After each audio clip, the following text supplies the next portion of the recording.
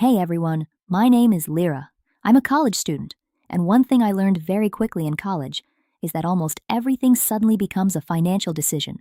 Housing, food, gas, parking, subscriptions, coffee, especially coffee. And honestly, a lot of students hear words like budgeting and immediately panic, because budgeting sounds stressful. But most budgeting actually starts with something very simple: understanding your expenses. And today I want to walk through my college student life and explain the difference between two very important types of expenses: fixed expenses and variable expenses. Now, a fixed expense is usually predictable. It stays mostly the same over time. For example, tuition, rent, those costs are usually set ahead of time. Variable expenses are different. They change depending on choices and behavior. Things like groceries, gas, entertainment, eating out, and honestly, late-night food delivery decisions. Those are definitely variable. And something interesting about college life is that sometimes the same category can become either fixed or variable depending on your choices. For example, as I buy a campus meal plan for the semester, that's mostly a fixed expense. The cost is already determined. But if I decide to cook for myself instead, my food cost can change every week depending on what I buy. And trust me, going grocery shopping while hungry is a financial risk, a very serious financial risk. So in this video, I'm going to walk through real college student expenses and explain which costs are fixed, which are variable, and why understanding the difference makes budgeting much easier. So, let's start with housing, because for most college students, housing is usually one of the biggest expenses. Now in my case, I live in an apartment near campus, and my rent is a fixed expense. The amount stays the same every month, whether I'm having a productive month or surviving entirely on caffeine and panic. The rent is still due. Same amount, same date, no negotiation. And that's what makes something a fixed expense. It's predictable. Now, some other housing costs can also be fixed. For example, renter's insurance, internet service, parking permits. Those usually stay pretty consistent too. But then we have utilities. And utilities can become variable expenses because the amount changes depending on usage. For example, during the summer, my electricity bill goes up because apparently I enjoy air conditioning and basic survival. If I use more electricity, the bill increases.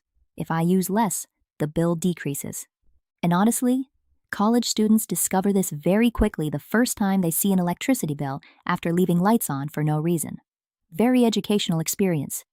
Housing actually gives us a really good example of both types of expenses: fixed costs and variable costs, existing in the same part of life. And once you start recognizing that, budgeting becomes much easier.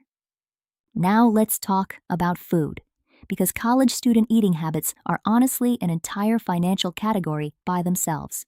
And food can actually become either a fixed expense or a variable expense depending on your choices. For example, if I buy a campus meal plan for the semester, that's mostly a fixed expense. The university charges a set amount. I already know the cost ahead of time. But if I decide to buy groceries and cook for myself, now food becomes a variable expense, because the amount changes depending on what I buy. Some weeks I spend less. Some weeks I walk into the grocery store for just a few things and somehow leave spending $60. Still not completely sure how that happens. And then there's eating out. Coffee shops, snacks, food delivery apps. Those are all variable expenses too, because they depend entirely on behavior and choices. The more often I order food, the more I spend. Food delivery apps are dangerous because they make spending money feel way too easy. Like suddenly, I'm paying extra fees for someone to bring me tacos at 11:42 at night. Financially questionable decision. Emotionally excellent decision. So food is one of the best examples of how spending choices can completely change whether a cost behaves like a fixed expense or a variable expense. Now, let's talk about transportation, because getting around as a college student can become surprisingly expensive. For students with a car, some transportation costs are fixed. For example, car payments, insurance, parking permits. Those costs usually stay about the same each month. But gas, that's variable, because the amount changes depending on how much you drive. If I drive across town every day, I spend more on gas. If I stay closer to campus, I spend less. And honestly, gas prices change so often, they sometimes feel emotionally unstable. Then we also have ride-sharing apps: Uber, Lift, definitely variable expenses, because the cost depends entirely on usage. And college students love saying things like, I'll just take one Uber. And suddenly, somehow, there were 12 Ubers that month. Very mysterious situation. Car repairs are variable too, because they happen unexpectedly, usually at the worst possible time. And some students use buses or campus transportation instead. If you buy a semester transit pass for one set amount, that behaves more like a fixed expense. So transportation is another great example of how some expenses stay predictable while others change constantly depending on choices, usage, and life itself. Now, let's talk about technology. Because modern college life basically requires devices, internet, and approximately 17 passwords. My phone bill? Usually fixed. Internet service? Mostly fixed too. Same monthly payment? Predictable. But then we enter the dangerous world of subscriptions, streaming services, music apps, cloud storage, premium study apps, and individually, they all seem small, like, oh, it's only a few dollars.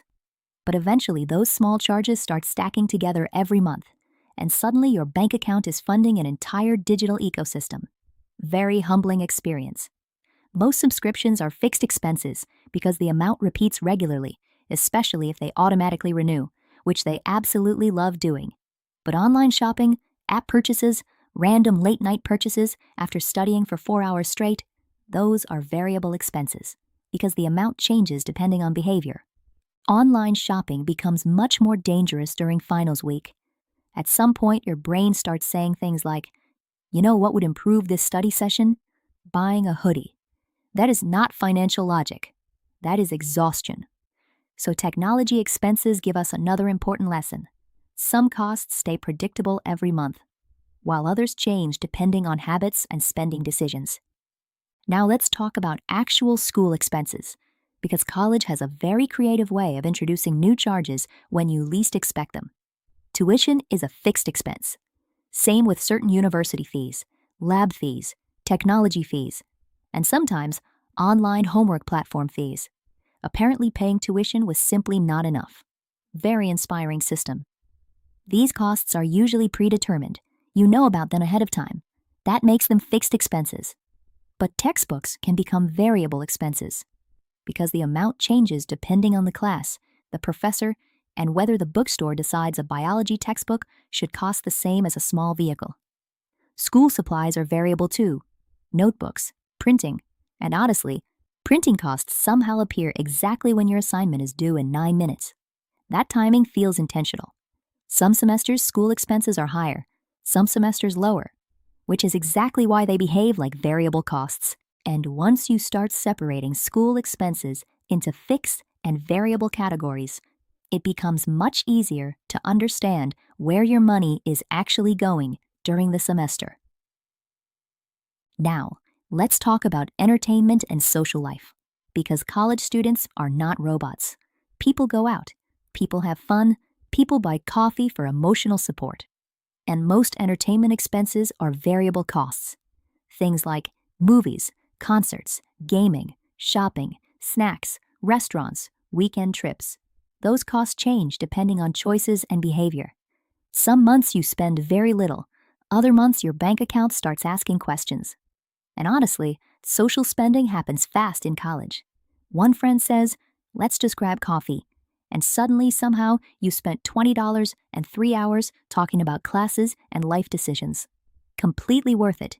Financially confusing. And shopping is definitely variable too, especially online shopping.